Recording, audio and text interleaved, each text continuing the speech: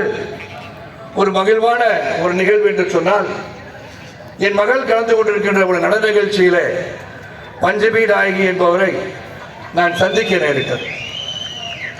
பஞ்சமி நாயகி அவர்களை ஒரு சாதாரண குடும்பத்தை சார்ந்தவரை, தன் கணவன் எவ்வாறு சூரிய வம்சத்தில் தேவயானி சின்ராசு அவர்கள் தேவயானி படிக்க கலெக்டராக வேண்டும் நினைத்தாரோ, அந்த மணிகண்டன் தன் மனைவியின் நடன ஆர்வத்தை கண்டு அவரை நடன பயிற்சி கொடுத்து அவரை நிகழ்ச்சிக்கு அனுப்பி பெருமை சேர்த்திருக்கிறார் என்று சொன்னால், ஒரு ஆண் பெண்ணுக்கு உறுதுணையாக இருக்கின்ற ஒரு கணவனாக மணிகண்டனை பார்த்தேன்.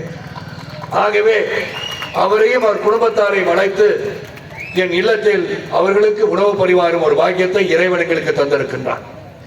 அப்பொழுது அவரிடம் சொன்னேன், நான் கள்ளக்குறிச்சிக்கு என்றாவது ஒரு நாள் வருகிறேன் என்று சொன்னால், அல்லது தேர்தல் பரப்புரையிலே நான் கள்ளக்குறிச்சி கண்டிப்பாக வருவேன், வரும்போது உங்கள் இல்லத்தில் வருகை தந்து நீங்கள் பரிமாறுகின்ற உணவை நான் உண்டு செல்வேன் என்று சொன்னதற்கு உதாரணமாக சென்னையிலிருந்து நேராக பசியோடு வந்த நான் என்னுடன் 50 ஆண்டு காலம் பயணிக்கின்ற ஏன் சுந்தரேசன் அவர்களின் நிர்பந்தத்துக்கு உட்பட்டு 2 இட்லி தின்ன வேண்டிய ஒரு சூழலை உருவாக்கிவிட்டார். இல்லை என்றால் இரவு 8 மணியுடன் என் உணவுகள் எல்லாம் முடிந்துவிடும். மறுநாள் 12 மணி அளவிலே தான் நான் உணவு உண்ண ஆரம்பிப்பேன். பத்திரிகை சகோதரன் அதை வந்து நோட் பண்ணிக்கோங்க. இது ஒரு ஹெல்த் டிப்பு சரத்குமார் கொடுத்தார் வச்சுக்கோங்க. என்றவுடன் சிறப்பான வரவேற்பு, அன்பான வரவேற்பு, மகிழ்ச்சியோடு என்னை வரவேற்று உபசரித்து 3 மகன்களுடன் என் மனைவி கூட கேட்டார்கள், என்ன நாட்டாமை இந்த அன்போடு என்னை அவர்கள் அழைத்தது, நீங்கள் சேரிலே அமர்ந்திருக்கிறீர்கள், கீழே அமர்ந்திருக்கிறார்கள் என்று நினைத்தேன், கேட்பார்கள் என்று நான் சொன்னேன். நீங்கள் அனைவரும் என்னுடன் சேர்ந்தவர்கள் சொன்னால், இல்லை நாங்கள் இலை போட்டு கீழே அமர்ந்து கொள்கிறோம் என்று சொன்னார்கள். இதையும் எதற்காக சொல்கிறேன் என்று சொன்னால், சோசியல் மீடியாவில் பார்க்குற பற்றிங்களா, தும்முறா நாட்டாம மேலே உட்காந்து சாப்பிட்றாரு, அவங்களை கீழே உட்கார வச்சு சாப்பிட வச்சிட்டாருன்னு அவர்களுக்கு நான் சொல்ல கடமைப்பட்டுக்கிறேன்.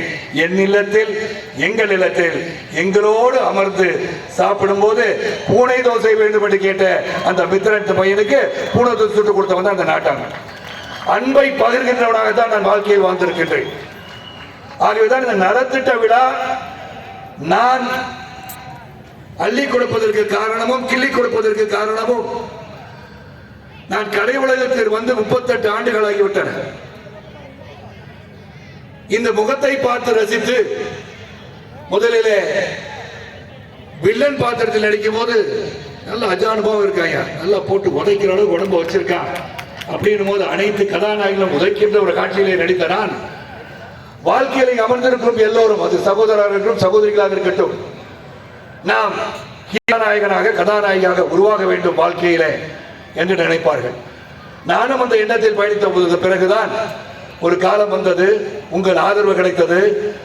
நல்லா இருக்காரு அந்த ஆளு, அவர் போது உடம்பு எப்படி வச்சிருக்காரு பாருங்க, கார் டயரை தூக்கி தொடையில வச்சு ஸ்டெப்பை மாற்றாரியா என்றனை ஆதரித்து, தாய் குலங்கள் தாய்மார்களும் சிரிச்சா எம்ஜிஆர் போலே கணத்துல புலி உழுதியா என்று சொல்லி என்னை ரசித்தும் ஆளாக்கி உருவாக்கி ஆதரவளித்து, தியேட்டருக்கு செல்லும் போது தியேட்டர் உரிமையாளர்களும் தியேட்டர் அந்த விநியோகஸ்தர்களும் இந்த தம்பி சரத்குமாரை வைத்து படம் எடுத்தால் கூட்டம் வருகிறது சொல்றதின் அடிப்படையில் நீங்கள் கொடுத்த ஆதரவினால், என்னை காண வந்த ஆதரவினால், காசு கொடுத்து நீங்க தியேட்டருக்கு போனீங்க, என்ன காசு கொடுத்து புக் பண்ணிட்டாங்க, அந்த காசு என்னிடத்தில் இருக்கிறது, அதை திரும்ப கொடுப்பதற்காகத்தான் 38 ஆண்டுகள் தொடர்ந்து என் ரசிகமன்ற கூட்டங்கள், ரசிகமன்ற சகோதரர்கள் இந்த பிறந்தநாள் விழாவை தொடர்ந்து நடத்தி கொண்டிருக்கிறார்கள்.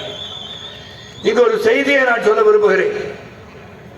நான் அடிக்கடி பத்திரிகை சகோதரர்கள் சொல்லும் போது, நான் அந்த குடும்பத்தை சார்ந்தவர், நான் ஒரு பத்திரிகையாளராக இருந்துதான் நான் என் வாழ்க்கையில முன்னேறி இருக்கேன்.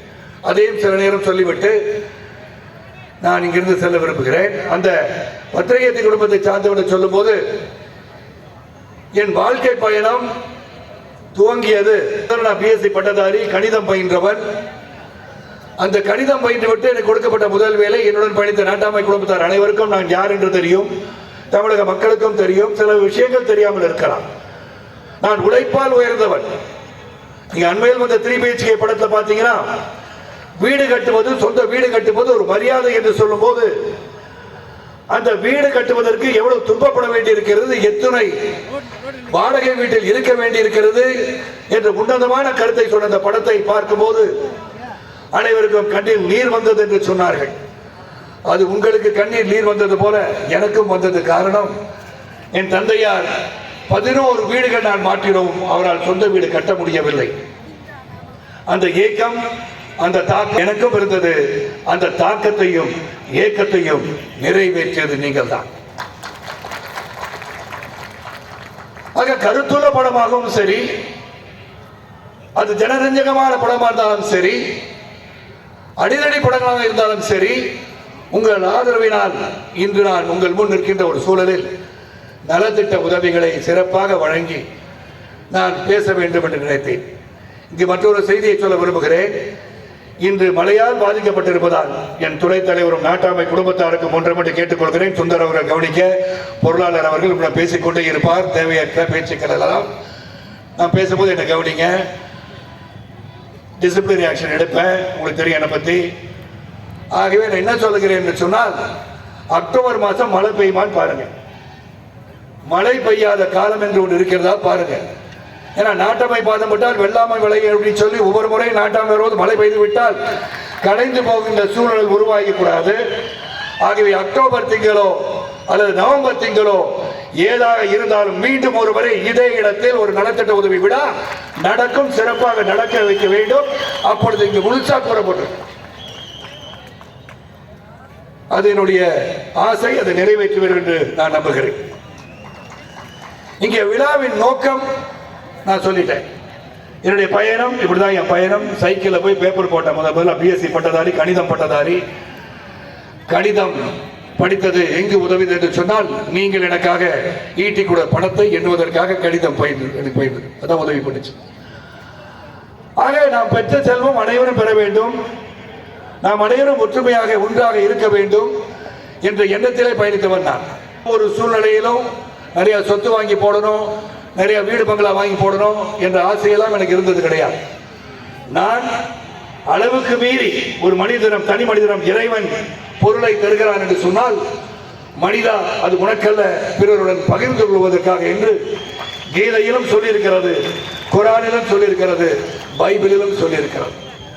ஆக ஒரு தனி மனிதனம் பொருள் அதிகமாக இருந்தால் அதை பிறருடன் நீ பகிர்ந்து கொள்ள வேண்டும் என்றுதான் இறைவன் சொல்லியிருக்கின்றான். அந்த கடமையை நான் செய்து கொண்டிருக்கின்றேன் உங்கள் மூலமாக. ஆக கடின உழைப்பு. சைக்கிளில் போய் தெருவா பேப்பர் போட்டிருக்கேன். 500 ரூபாய் சம்பளத்திற்காக வேலை செய்தவன், கடுமையான உழைப்பாளி. மொத்தம் 8 சைக்கிளை வைத்துக் கொண்டு காத்திருக்கின்ற இளைஞர்கள் இருப்பார்கள். 2-3 பகுதிகளுக்கு செல்வதற்கு வராமல் சென்று விட்டால் அந்த பத்திரிகை எடுத்துக்கொண்டு கடைகளில் சேர்ப்பது என் வேலை. இன்று 50 பேப்பர் கட்டு கொடுத்தீங்கன்னா அழகா நான் அதை எண்ணி அதை கட்டு போட தெரியும் எனக்கு. ஆக நான் அந்த அலுவலகத்தை சொல்லி படித்தவனாக இருப்பதால் நான் இங்கிருந்து பத்திரிகையாளராக எழுத்து வடிவில் நடக்கின்ற செய்திகளாக உங்களை அனுப்பலாம் என்று கேட்டேன். என்னை பத்திரிகையாளராக வேடிக்கை அழகு பார்த்தார்கள்.